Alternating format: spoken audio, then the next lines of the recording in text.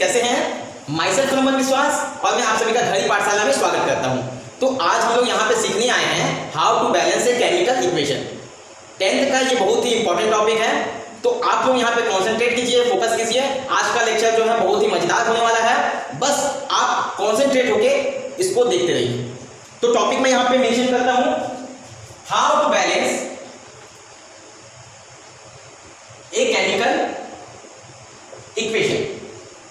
ठीक है, तो जब भी हम बात करते हैं बैलेंसिंग की, तो सबसे पहले हम ये जान लेते हैं कि आखिर ये बैलेंसिंग करना क्यों है। ठीक है, तो क्वेश्चन पहले हम एक एनालाइज करते हैं जिससे कि हम ये सोच पाए कि बैलेंसिंग क्यों करना चाहिए। तो सबसे पहला चीज देखो, सबसे पहला कुछ रूल्स होते हैं, कुछ ऐसे रूल्स पहले बन चुके हैं जिनको हमको साथ में लेके चलना है और उसको फॉलो करवाना है। ठीक है, तो उसी को हम यहाँ पे डिस्कस करेंगे। पहले मैं यहाँ पे क्वेश्चन लिख लेता हूँ, why to balance a chemical equation। तो इसका आंसर देखो, सबको यहाँ पे ध्यान से फोकस करो। इससे पहले आप लोगों ने 9th क्लास में पढ़ा होगा लॉ ऑफ कंजर्वेशन ऑफ मास, इसके अलावा आपने पढ़ा होगा लॉ ऑफ कांस्टेंट प्रोपोर्शन। तो ये दो जो लॉ है इनको हमको ओबे कराना होता है ड्यूरिंग ए केमिकल इक्वेशन। ठीक है, जब भी हम किसी केमिकल रिएक्शन को लिखेंगे तो हमको ये दिमाग में सेट करके रखना है कि दो लॉज और हैं जिनको कि हमको साथ में लेके चलना है। क्या क्या है ये लॉज? एक है कंजर्वेशन ऑफ मास और एक है लॉ ऑफ कांस्टेंट प्रोपोर्शन। ठीक है, तो ये दोनों को हम लोग थोड़ा सा डिस्कस कर लेते हैं। पहला जो है मैं यहाँ पे लिखूंगा to obey the laws of conservation of mass and law of constant proportion।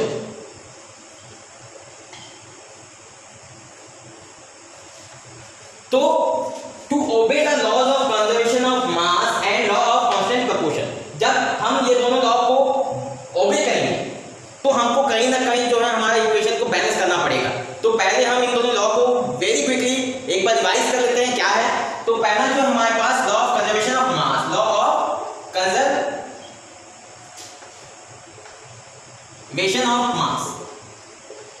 तो देखो law of conservation of mass हमसे क्या कहता है? हमसे ये कहता है कि मास ना ही क्रिएट होता है ना ही लॉस होता है ड्यूरिंग ए केमिकल रिएक्शन।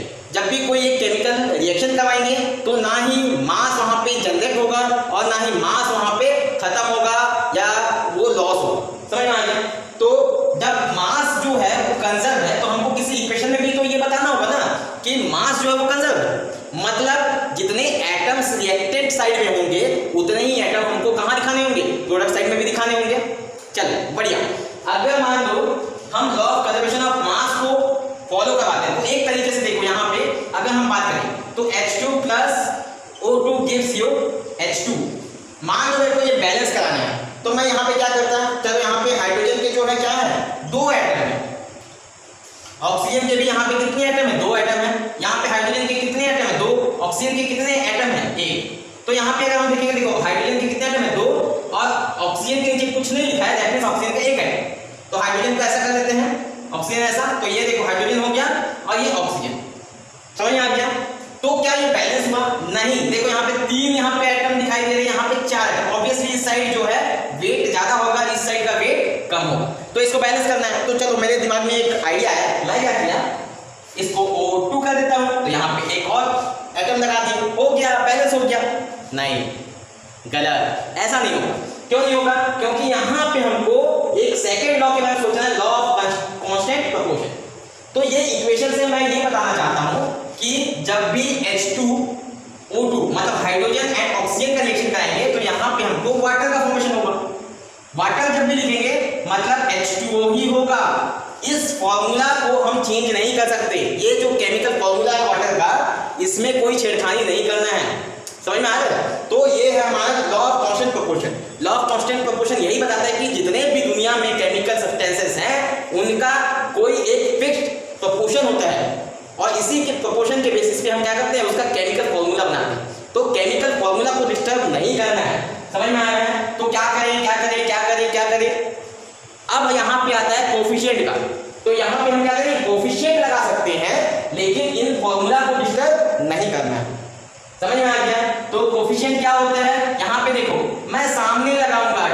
इसका सेंस क्या निकल गया, इसका सेंस निकल गया भैया, देखो इसका सेंस निकल गया ऐसा, एक ये हो गया हमारा एक H2O, ये हमारे पास दूसरा H2, एक ऐसा। अब यहां पे बताओ हाइड्रोजन कितने हुए, 1 2 3 4, ऑक्सीजन कितने हुए 1 और 2।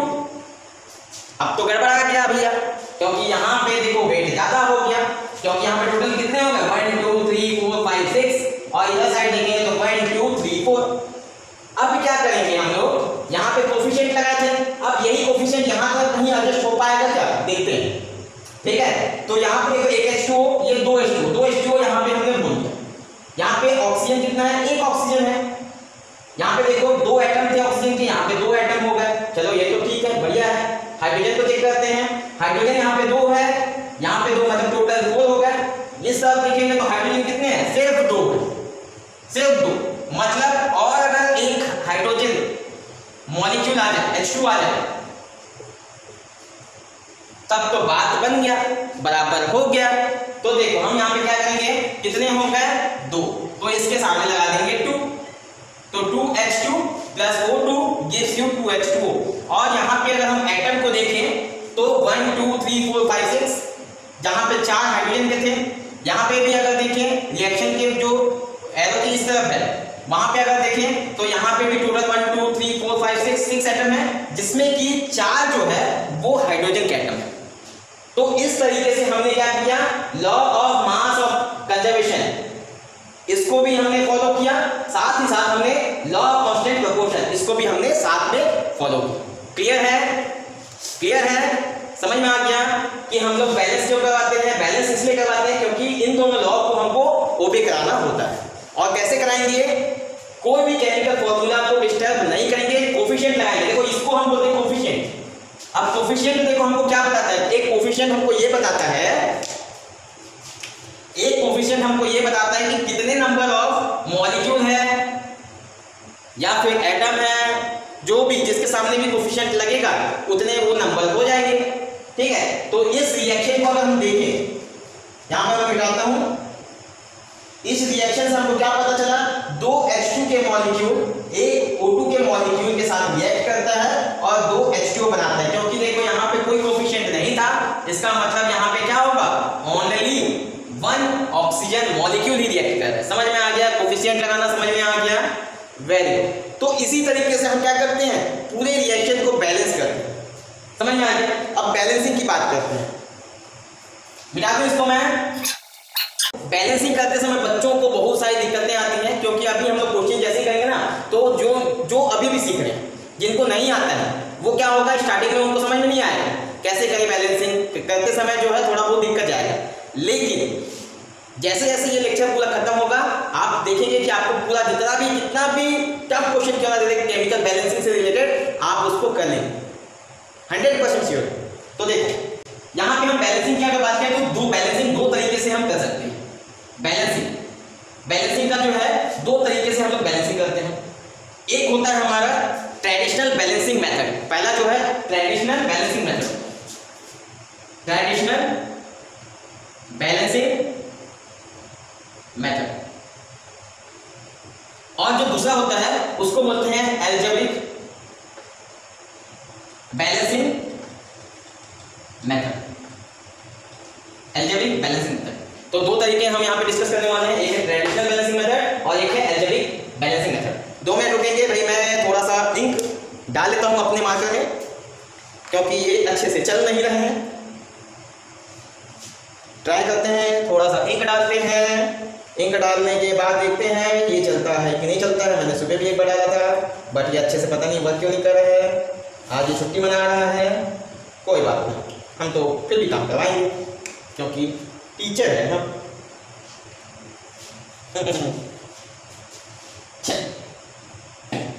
देखो ट्रेडिशनल बैलेंसिंग मेथड जो होता है वो ओल्ड मेथड होता है, ये चल नहीं रहा है भाई। चलो बच्चों ये हो चुका है, मार्कर को मैंने ठीक कर दिया है, अब कोई दिक्कत नहीं होगा, हाथ काले हो चुके हैं। चलो अब आगे यहाँ पे स्टार्ट करते हैं। This is a old method. ये कौन सा मेथड है, ओल्ड मेथड है। ट्रेडिशनल मेथड ओल्ड मेथड है। अब इसका जो है, इसको एक और नाम से हम जानते हैं, जिसको हम बोलते हैं hit and trial method. Hit trial method के नाम से भी जाना जाता है। ठीक है, तो इसको अभी जो मैंने दिखाया था कैसे बैलेंसिंग करते हैं, अभी जैसे हमने बात किया था जिसमें हमने कोफिशिएंट लगाते समय हमने बताया था कि एक लेफ्ट हैंड साइड होगा एक राइट हैंड साइड होगा, इसके एटम को देखेंगे इसके एटम को देखेंगे, दोनों को देख के हम क्या करेंगे जज करेंगे, उसके बाद सामने कोफिशिएंट लगाएंगे। फॉर एग्जांपल देखो यहाँ पे सपोज मान लो मैं यहाँ पे लेता हूँ H2 plus N2 it gives us NH3। ये हमारे पास एक रिएक्शन है, तो इसको हम लोग क्या करेंगे हीट एंड ट्रायल मेथड के थ्रू इस रिएक्शन को बैलेंस करने की कोशिश करेंगे। तो यहाँ पे क्या होगा, हम क्या करेंगे कुछ ऐसे कॉलम बना लेंगे ऐसे। ठीक है, ये हमारा लेफ्ट हैंड साइड, ये हमारा right hand side, right hand side reactant वाला, लेफ्ट हैंड साइड प्रोडक्ट वाला। तो यहाँ पे अगर देखेंगे हाइड्रोजन और नाइट्रोजन, तो हाइड्रोजन यहाँ पे कितने हैं 2, नाइट्रोजन यहाँ पे कितने हैं 2, यहाँ पे नाइट्रोजन कितने हैं 1, यहाँ पे हाइड्रोजन कितने हैं 3 और नाइट्रोजन है 1। तो सबसे पहले हम लोग नाइट्रोजन को बैलेंस करने की कोशिश करेंगे। तो यहाँ पे देखो नाइट्रोजन 2 है, तो इस साइड हमको कितना मल्टीप्लाई करना होगा 2 = 2, तो यहाँ पे 2 मल्टीप्लाई करेंगे। अब देखो हाइड्रोजन कितना हो गया, इसको मल्टीप्लाई 2 किया तो ये भी ऑलरेडी क्या हो जाएगा इसके साथ मल्टीप्लाई हो जाएगा, तो यहाँ पे कितना है 6, यहाँ पे 6 हो गया। अब 2 यहाँ पे है, कितने के साथ मल्टीप्लाई करेंगे तो 6 होगा, तो इंटू 3 करेंगे तो यहाँ पे क्या हो जाएगा 6। तो यहाँ पे मेरे को समझ में आ गया कितना कोफिशिएंट लगाना है 3 लगाना है, तो यहाँ पे मैं लगाऊंगा 3। समझ में आ गया, तो ये हो गया हमारा traditional method heat and trial method कि यहाँ पे लगाया तो यहाँ पे लगाया। लेकिन यहाँ पे देखो अभी तो कोई दिक्कत नहीं आ रहा है, लेकिन कुछ ऐसे भी क्वेश्चन होंगे बैलेंसिंग के समय हम ऐसा देखेंगे जहाँ पे ऑक्सीजन बहुत सारी जगह पे ऑक्सीजन, हर एक जितने प्रोडक्ट है सब में जो है ऑक्सीजन होगा, तो उस समय हमको समझ में नहीं आएगा कि हम कहाँ पे ऑक्सीजन को कहाँ ज़्यादा करें कहाँ कम करें। तो उसके लिए हमारा जो है एल्जेब्रिक बैलेंसिंग मेथड बहुत ही अच्छा होता है मेथड। देखो यहाँ C3H8 plus O2 gives you CO2 plus H2O। ठीक है, अब इसको बैलेंसिंग कैसे करेंगे देख लो, हीट एंड ट्रायल मेथड से कर लेते हैं पहले। तो यहाँ पे हमारे पास देखो कार्बन है, हाइड्रोजन है, ऑक्सीजन है, तो यहाँ पे देखो कितना है कार्बन 3 है, ठीक, हाइड्रोजन 8 है, ठीक, ऑक्सीजन यहाँ पे 2 है। ठीक, अब यहाँ पे कार्बन देखो कार्बन = 1, हाइड्रोजन कितना है = 2, ऑक्सीजन देखो यहाँ पे 3 है, ऑक्सीजन = 3। ठीक है, ऑक्सीजन तो 3 है। चलो अब एक चीज हम लोग सोचेंगे कि इसको बैलेंस करते समय सबसे पहले अगर कार्बन यहाँ पे 3 है तो कार्बन यहाँ पे 1 है, तो इसको 3 करना पड़ेगा, तो इसको 3 मल्टीप्लाई करेंगे तो इंटू 3 कर लेते हैं भाई। अब इसके साथ कौन जुड़ा है ऑक्सीजन जुड़ा हुआ है, तो यहाँ पे क्या हो जाएगा ऑक्सीजन, यहाँ पे देखो 2 3 = 6, इसको ऐसा कर लेते हैं 2 3 = 6 प्लस 1 7, यहाँ पे कितने हो गए 7, ऑक्सीजन कितना हो गया 7, यहाँ पे ऑक्सीजन कितना है 2, कैसे करें गड़बड़ हो गया। चलो अब इसके टेबल में तो आता नहीं है, तो क्या कर सकते हैं हम यहाँ पे इसको हम क्या करेंगे इंटू 7/2 कर सकते हैं। देखो यहाँ पे 2 कैसे हो जाएगा 7 तो हो जाएगा ना, 7/2 कर देंगे। चलो यहाँ पे हमने लगा दिया 7/2, समझ में आ गया, क्लियर है, 7/2 लगा दिया। अब यहाँ पे हाइड्रोजन को देखते हैं, हाइड्रोजन ठीक है, यहाँ पे कितना है 8 है, यहाँ पे हाइड्रोजन कितना है 2, तो इंटू 4 करेंगे, चलो 4, ठीक है। अब इक्वल टू कितना हो गया 8, यहाँ पे 2 है, इंटू 4 करेंगे तो यहाँ पे 4 लगाना पड़ेगा। अब फिर देखो यहाँ पे ऑक्सीजन कितना हो गया, ऑक्सीजन यहाँ पे हो गया 6 और यहाँ पे 4, 6 4 10 हो गया। देखो यहाँ पे कितना हो गया 10, ये देखो 10, यहाँ पे तो 7 हो गया। अब फिर क्या करेंगे हम यहाँ पे इसको पूरा मिटाएंगे और फिर जाके हम इसको क्या करेंगे 5 लिखेंगे यहाँ पे, चलो 5। अब यहाँ पे देखो 5, तो यहाँ पे देखो काफी सारा जो है मैंने यहाँ पे अगर पहले अगर मैं हाइड्रोजन को बैलेंस करता तो ऑक्सीजन जो है बाद में करता तो कम टाइम लगता, लेकिन यहाँ पे कई बार कंफ्यूजन हो जाता है कि हम पहले किसको बैलेंस करें किसको बाद में बैलेंस करें, ठीक है। तो ऐसे सारे सिचुएशन से बचने के लिए हमारे पास एक नया मेथड होता है अलजेब्रिक बैलेंसिंग मेथड। इसी को ही देखो मैं बैलेंस करूंगा with the help of algebraic balancing method. तो सीखते हैं फटाफट अलजेब्रिक बैलेंसिंग मेथड। यहाँ पे देखो हम क्या करेंगे, यहाँ पे सबसे पहले ये सारे कोफिशिएंट को हटा देंगे, कुछ कोफिशिएंट हम लोग को नहीं करना है। यहाँ पे हम लोग क्या करेंगे, जितने भी हमारे पास यहाँ पे दिख रहे हैं मॉलिक्यूल्स, चाहे वो रिएक्टिंग साइड हो चाहे प्रोडक्ट साइड हो, इनके सामने कोफिशिएंट हम लोग इनको दे देंगे A, इसको देंगे B, इसको देंगे C एंड इसको देंगे D, ठीक है। इतना हम लोग कर लेंगे। उसके बाद हम क्या करेंगे, कार्बन एक एक एटम को फिर चेक करते हैं, कार्बन फिर हाइड्रोजन फिर ऑक्सीजन, चलो सबको ये करते हैं। यहाँ पे देखो कार्बन के सामने क्या लगा है ए, तो इसके जो यहाँ पे जो एटम है उनके साथ मल्टीप्लाई करना है, तो 3a हो जाएगा, कार्बन 3a। अब ये हो गया रिएक्टेंट साइड का, और कोई रिएक्टेंट में है नहीं है, इक्वल। अब देखो यहाँ पे प्रोडक्ट साइड में यहाँ पे देखें तो यहाँ पे देखो कार्बन के नीचे कुछ नहीं लिखा है 1, तो यहाँ पे C, 3a equal to C, ये इक्वेशन हमारे सामने आ रहा है। नेक्स्ट हम लोग क्या करेंगे, हाइड्रोजन को चेक करते हैं। हाइड्रोजन देखो यहाँ पे दिखाई दे रहे हैं हम लोग को, तो यहाँ पे 8a, हाइड्रोजन कितना हो जाएगा 8a। अब देखो इस साइड में कहाँ पे है हाइड्रोजन, यहाँ पे हाइड्रोजन, तो क्या हो जाएगा 2d, 2d। और कहीं हाइड्रोजन नहीं है। ऑक्सीजन को देखते हैं, यहाँ पे क्या है 2b। अब यहाँ पे अगर देखें तो ऑक्सीजन यहाँ पे दिखाई दे रहा है 2c। अब यहाँ पे प्लस, इसको प्लस करना है, प्लस यहाँ पे जो d है उसको लिखेंगे d, क्योंकि 1 into D equal to D. चलो अब यहाँ पे देखो जितने भी हम यहाँ पे दिखाई दे रहे हैं, a देखो कितने बार यूज हुआ है, 2 बार यूज हुआ है, और b देखो एक ही बार यूज हुआ है। तो हम क्या करेंगे, एक साइड में वैल्यू लिखेंगे a, b, c and d, ठीक है, सबको लिखते हैं एक साइड। अब यहाँ पे देखो सबसे पहले हम मान लेते हैं, एज्यूम कर लेते हैं let a equal to 1, let a equal to 1, तो a की वैल्यू तो हमारे पास आ गई, हमने मान लिया a इक्वल टू 1, तो यहाँ पे 1 का वैल्यू पुट करेंगे तो 3 इंटू 1 इक्वल टू c, तो c कितना हो जाए, c की वैल्यू हो गई 3 लिख लिया। चलो कहानी खत्म इसका। चलो अब यहाँ पे देखते हैं, हमारे पास बचा है b और d को कैलकुलेट करना है, b और d को, चलो d को कैलकुलेट करते हैं। यहाँ पे देखो 8 into 1 equal to 2 into D. अब यहाँ पे देखो कितना हो गया, 8 equal to 2d and d equal to 8/2 equal to 4, तो d की वैल्यू कितनी आ गई 4। चलो यहाँ भी अब हो गया। अब हमारे पास बचा b, b कहाँ पे दिखाई दे रहा है, यहाँ पे, तो यहाँ पे देखो इक्वेशन को रखेंगे 2b equal to 2c, 2 into 3 ये c 3 plus d, d equal to 4। चलो इतना हो गया। अब यहाँ पे हम क्या करेंगे, b इक्वल टू 2 3 या 6, 6 प्लस 4 10/2 इक्वल टू 5, तो d की b का वैल्यू कितना निकल गया 5। चलो अब जितना वैल्यू हमारे पास है सबको हम क्या करेंगे, इक्वेशन में पुट करेंगे। अब देखो यहाँ पे a की जगह हम रखेंगे 1C3H8 प्लस b की जगह हम रखेंगे 5O2 gives you C equal to 3CO2 plus d की जगह हम रखेंगे 4H2। क्या हमारा बैलेंस है इक्वेशन, देख लो, चेक कर लो। या इस तरफ जो है कार्बन 3 है, यहाँ पे कार्बन 3, हाइड्रोजन यहाँ पे 8 है, यहाँ पे हाइड्रोजन देखेंगे 2 4 8, बिल्कुल सही। यहाँ पे देखो ऑक्सीजन 10, और अभी हमने देखा था ऑक्सीजन यहाँ पे कितना है 10। तो इस तरीके से आप इसको इजीली बैलेंस कर सकते हैं with the help of algebraic balancing method, ठीक है ना लाजवाब। चलो एक और क्वेश्चन करके देखते हैं, देन हमारा ये वीडियो लेक्चर खत्म हो जाएगा।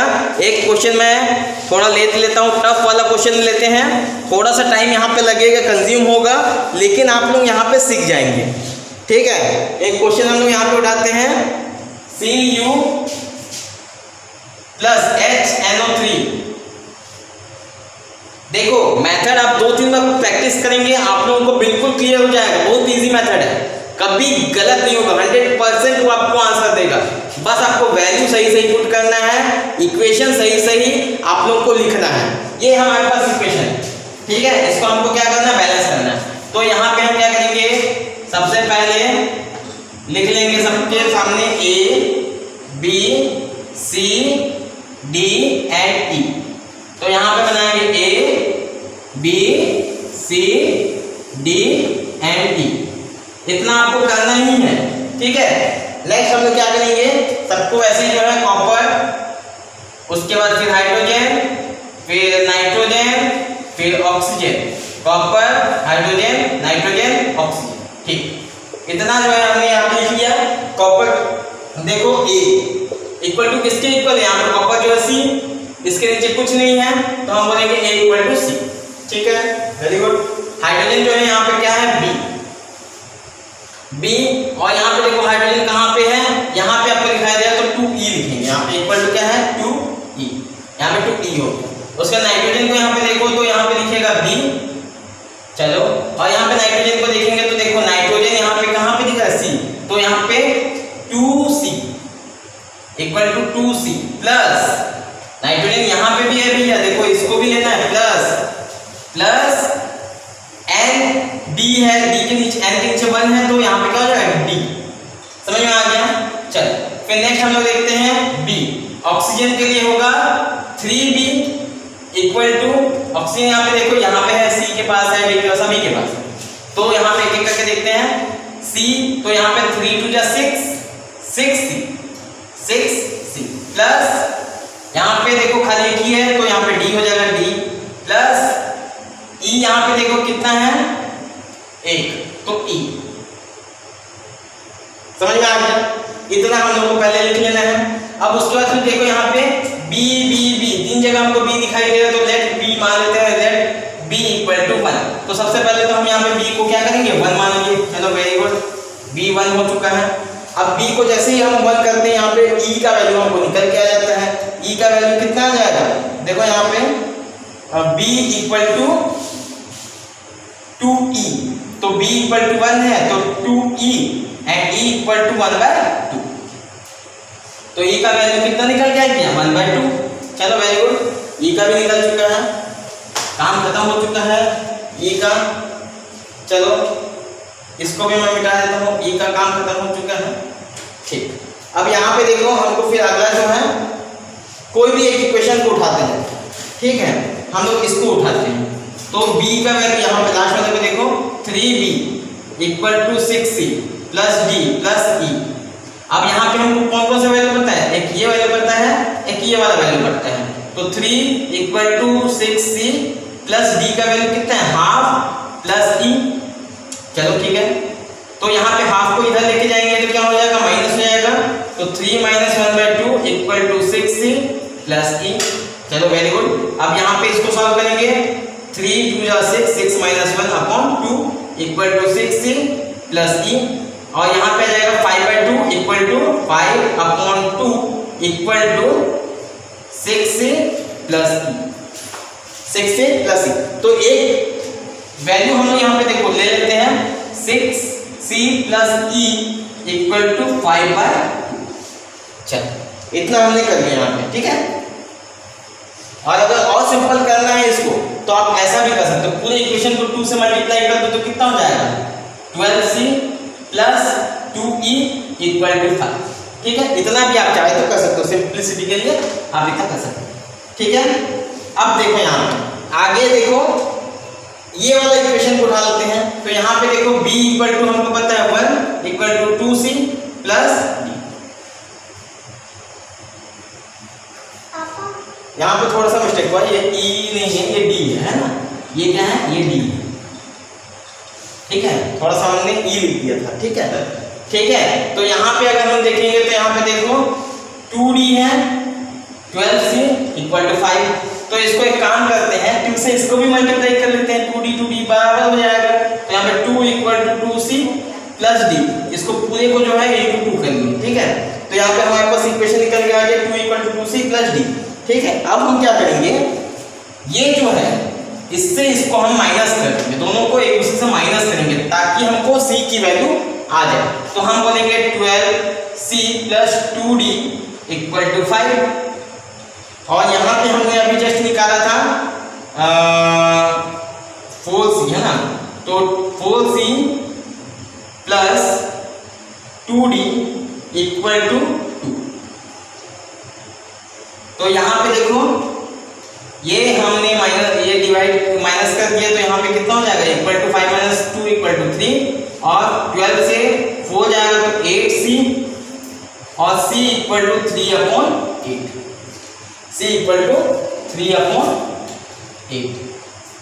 ठीक है। जैसे 3/8 C का वैल्यू निकल के आता है, वैसे A भी क्या हो जाता है 3/8 हो जाता है, क्योंकि यहाँ पे हमको दिखाई दे रहा है A इक्वल टू C के इक्वल है। चल इतना मैं मिटा देता हूँ, इसको मैं मिटा देता हूँ। अब देखो C का वैल्यू हमारे पास आ चुका है, C का वैल्यू हमारे पास आ चुका है, B का वैल्यू हमारे पास आ चुका है, D का वैल्यू निकालना है, तो हम क्या करेंगे B इक्वल टू 1 2 इंटू हमारे पास क्या दिया हुआ 3/8 प्लस b। तो यहाँ पे ये कट हो जाएगा, तो यहाँ पे क्या होगा 4 हो जाएगा। 1 इक्वल टू 3/4 प्लस b और b इक्वल टू 1 माइनस 3/4 और यहाँ पे क्या होगा 1/4। तो यहाँ पे हमारे पास b का वैल्यू कितना निकल गया 1/4। चलो इतना अगर हमको समझ में आ गया, सबका वैल्यू निकल गया, मतलब हमारा इक्वेशन बैलेंस हो चुका है। अब हमको घबराने की जरूरत नहीं है। हम क्या करेंगे, सबका वैल्यू पुट करते जाएंगे। cu की जगह 3/8 cu प्लस b की जगह हम क्या लिखेंगे HNO3, ठीक है, वेरी गुड। c की जगह 3/8 cu NO3 whole twice plus d की जगह हम लिखेंगे 1/4 NO प्लस e की जगह हम लिखेंगे 1/2 H2। सभी को 8 पूरी इक्वेशन को 8 से हम मल्टीप्लाई करेंगे। तो 8 से पूरी इक्वेशन को अगर हम मल्टीप्लाई कर देते हैं इनटू 8 तो देखो ये कट जाएगा, तो कितना हो जाएगा 3cu plus 8 HNO3 gives you 3cu NO3 upon 3 whole bracket 2 plus ये देखो कट जाएगा तो कितना होगा 2NO प्लस ये कट जाएगा तो 4H2। बस ये बैलेंस हो चुका है। अभी यहाँ पे अगर हम करते तो किसको बैलेंस करें किसको ना करें, बहुत कंफ्यूजन होता है। हिट एंड ट्रायल मेथड से ये इतना इजीली नहीं हो पाता जितने इजीली हमने यहाँ पे अलजेब्रिक बैलेंसिंग मेथड से किया। तो यहाँ पे देखो कॉपर 3 है, कॉपर 3, हाइड्रोजन यहाँ पे कितने 8 है, यहाँ पे देखो हाइड्रोजन 8 हो गया। नाइट्रोजन को कैलकुलेट करेंगे तो 8 है, तो यहाँ पे देखो 3 2 मतलब नाइट्रोजन यहाँ पे 2 3 जा 6 प्लस 2 8 नाइट्रोजन 8। ऑक्सीजन को यहाँ पे देखेंगे 3 8 जा 24, यहाँ पे ऑक्सीजन 24, यहाँ पे देखेंगे 3 2 जा 6 6 3 जा 18 19 20 20 प्लस 4 24। तो ये हमारे पास जो है बैलेंस केमिकल इक्वेशन आ चुका है। तो इसी के साथ आज का लेक्चर यहाँ पे खत्म करते हैं। बैलेंसिंग आपने सीख लिया है, वेरी गुड। तो आज यहीं पे खत्म करते हैं, अगले लेक्चर में फिर मुलाकात होगी। तब तक बाय, जय हिंद, जय भारत।